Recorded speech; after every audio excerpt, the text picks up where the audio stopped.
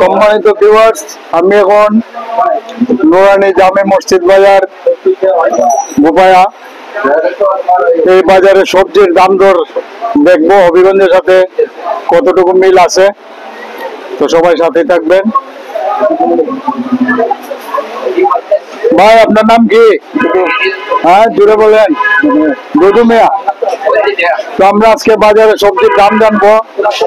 পেঁপে কেজি কত বা? 30 টাকা। জুড়ে বলবা। 30। আর এটার নাম কি? মুখি। মুখি? মুখির কেজি কত?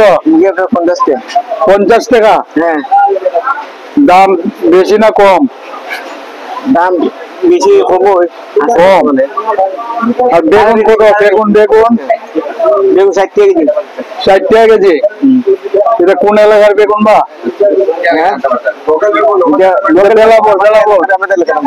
আমাদের এলাকার বেগুন। আর এটা কি লেবু? জাম।